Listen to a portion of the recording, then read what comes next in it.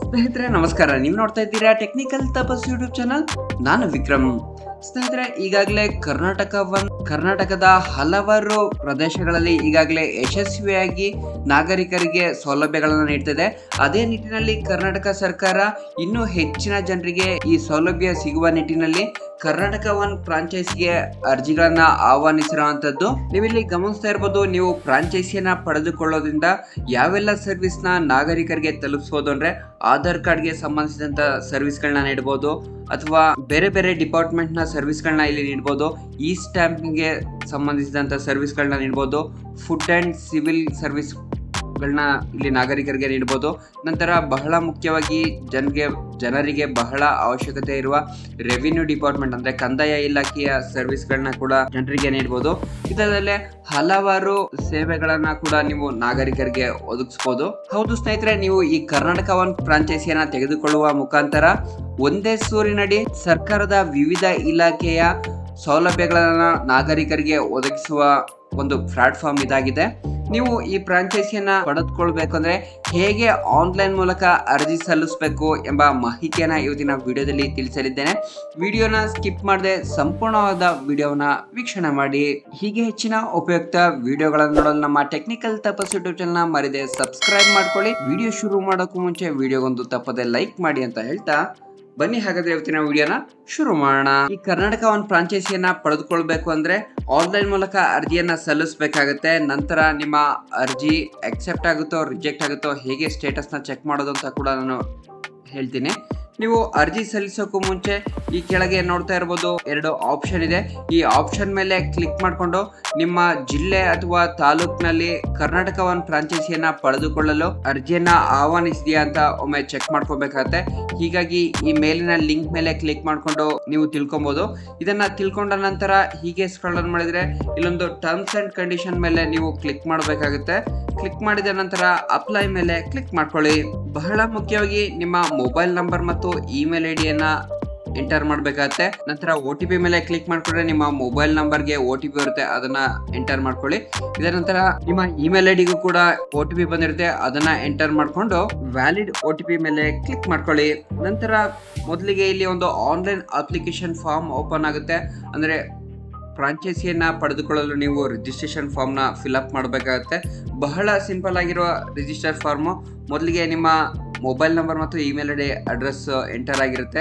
ನಂತರ ನಿಮ್ಮ ಹೆಸರನ್ನ ಟೈಪ್ ಮಾಡ್ಕೊಳ್ಳಿ. ನಂತರ ನಿಮ್ಮ ಡೇಟ್ ಆಫ್ ಬರ್ತ್ ನ ಕೂಡ ಟೈಪ್ ಮಾಡ್ಕೊಳ್ಳಿ. ನಂತರ ನಿಮ್ಮ ಜೆಂಡರ್ ಅನ್ನ ಕೂಡ ಸೆಲೆಕ್ಟ್ ಮಾಡ್ಕೊಬೇಕಾಗತ್ತೆ. ನಂತರ ನಿಮ್ಮ ಬ್ಲಡ್ ಗ್ರೂಪ್ ಅನ್ನ ಕೂಡ ಇಲ್ಲಿ ಸೆಲೆಕ್ಟ್ ಮಾಡ್ಕೊಳ್ಳಿ. ನಂತರ ಬಹಳ ಮುಖ್ಯವಾಗಿ ನೀವು ನಿಮ್ಮ ಪಾನ್ ಕಾರ್ಡ್ ನಂಬರ್ನ ಹಾಕ್ಬೇಕಾಗತ್ತೆ. ನಂತರ ನೀವು ಏನು ಓದಿದಿರೋ ನಿಮ್ಮ ಕ್ವಾಲಿಫಿಕೇಶನ್ ಕೂಡ ಇಲ್ಲಿ ಎಂಟರ್ ಮಾಡ್ಕೊಳ್ಳಿ. ನಂತರ ಸಬ್ ಕ್ವಾಲಿಫಿಕೇಶನ್ ಕೂಡ ನೀವು ಇಲ್ಲಿ ಎಂಟರ್ ಮಾಡ್ಕೊಬೇಕಾಗತ್ತೆ. ಈ ಮೇಲ್ಕಂಡ ಎಲ್ಲ ಆಪ್ಷನ್ಗಳನ್ನ ನೀವು ಪ್ರಮುಖವಾಗಿ ಸೆಲೆಕ್ಟ್ ಮಾಡಬೇಕಾಗತ್ತೆ. ನಂತರ ನಿಮ್ಮ ಪರ್ಮನೆಂಟ್ ಅಡ್ರೆಸ್ ಅನ್ನ ಕೂಡ ಇಲ್ಲಿ ಎಂಟರ್ ಮಾಡ್ಕೊಳ್ಳಿ. ಅಂದ್ರೆ ನಿಮ್ಮ ವಿಲೇಜ್, ನಿಮ್ಮ ತಾಲೂಕು, ಜಿಲ್ಲೆ, ಈ ತರ ಸಂಪೂರ್ಣವಾದ ಅಡ್ರೆಸ್ ಅನ್ನ ನೀವು ಇಲ್ಲಿ ಫಿಲ್ಅಪ್ ಮಾಡಬೇಕಾಗತ್ತೆ. ನಂತರ ಯಾರು ಅರ್ಜಿಯನ್ನ ಸಲ್ಲಿಸ್ತಾ ಇದ್ದಾರೋ ಅವರ ಭಾವಚಿತ್ರವನ್ನ ಕೂಡ ಇಲ್ಲಿ ಅಪ್ಲೋಡ್ ಮಾಡಬೇಕಾಗತ್ತೆ. ಚೂಸ್ ಫೈಲ್ ಮೇಲೆ ಕ್ಲಿಕ್ ಮಾಡಿಕೊಂಡು ನಿಮ್ಮ ಭಾವಚಿತ್ರವನ್ನ ಕೂಡ ಇಲ್ಲಿ ಅಪ್ಲೋಡ್ ಮಾಡ್ಕೊಳ್ಳಿ. ನಂತರ ನೀವು ಫ್ರಾಂಚೈಸಿಯನ್ನ ಪಡೆದುಕೊಳ್ಳುತ್ತಿರೋದಕ್ಕೆ ಯಾರಾದ್ರೂ ಇಬ್ಬರು ರೆಫರೆನ್ಸ್ ನ ಹೆಸರು, ಮೊಬೈಲ್ ನಂಬರ್, ಅವರ ಅಡ್ರೆಸ್ ಅನ್ನ ಟೈಪ್ ಮಾಡ್ಕೊಬೇಕಾಗತ್ತೆ.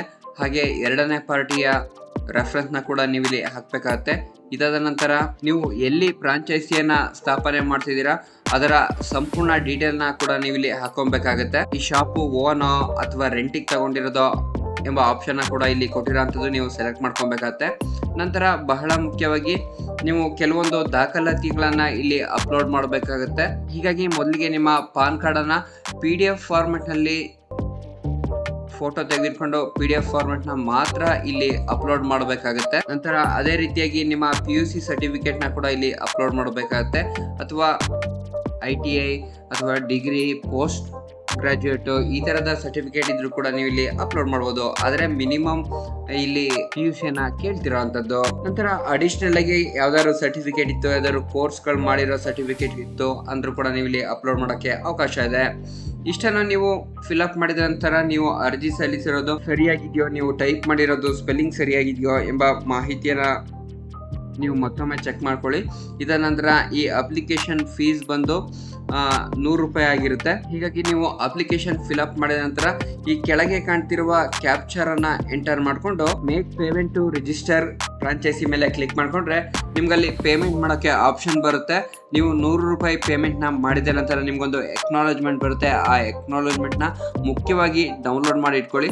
ಏಕೆಂದರೆ ನೀವು ಅಪ್ಲೈ ಮಾಡಿದ ಕೆಲವೇ ದಿನದ ಒಳಗಾಗಿ ನಿಮಗೆ ಮೇಲ್ ಮೂಲಕ ಅಥವಾ SMS ಮೂಲಕ ನೀವು ಫ್ರಾಂಚೈಸಿ ತೆಗೆದುಕೊಳ್ಳಲು ಅರ್ಹರಾಗಿದ್ದೀರೋ ಅಥವಾ ಇಲ್ವೋ ಎಂಬ ಸಂದೇಶ ಬರುತ್ತೆ, ಅಥವಾ ಕರ್ನಾಟಕವನ್ನ ಅಧಿಕಾರಿಗಳು ನಿಮ್ಮನ್ನು ಸಂಪರ್ಕ ಮಾಡುವ ಪ್ರಯತ್ನವನ್ನ ಮಾಡ್ತಾರೆ.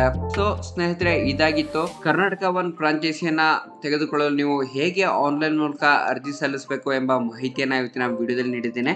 ಇವತ್ತಿನ ವಿಡಿಯೋದಲ್ಲಿ ಏನೇ ಡೌಟ್ಸ್ಗಳಿದ್ರೂ ಕಾಮೆಂಟ್ ಮೂಲಕ ತಿಳಿಸಿ, ಅಥವಾ ನನ್ನ ಇನ್ಸ್ಟಾಗ್ರಾಮ್ ಲಿಂಕ್ ಅನ್ನು ಕೂಡ ಡಿಸ್ಕ್ರಿಪ್ಷನ್ ಕೊಟ್ಟಿದ್ದೀನಿ, ನೀವು ಯೂಸ್ ಮಾಡಿಕೊಂಡು ನನ್ನ ಕಾಂಟ್ಯಾಕ್ಟ್ ಮಾಡ್ಬೋದು ಅಂತ ಹೇಳ್ತಾ, ಹೀಗೆ ಹೆಚ್ಚಿನ ಉಪಯುಕ್ತ ವಿಡಿಯೋಗಳನ್ನು ನೋಡಲು ನಮ್ಮ ಟೆಕ್ನಿಕಲ್ ತಪಸ್ ಯೂಟ್ಯೂಬ್ ಚಾನಲ್ನ ಮರಿದೇ ಸಬ್ಸ್ಕ್ರೈಬ್ ಮಾಡ್ಕೊಳ್ಳಿ ಅಂತ ಹೇಳ್ತಾ ಮುಂದಿನ ವಿಡಿಯೋದಲ್ಲಿ ಸಿಗೋಣ. ನಮಸ್ಕಾರ.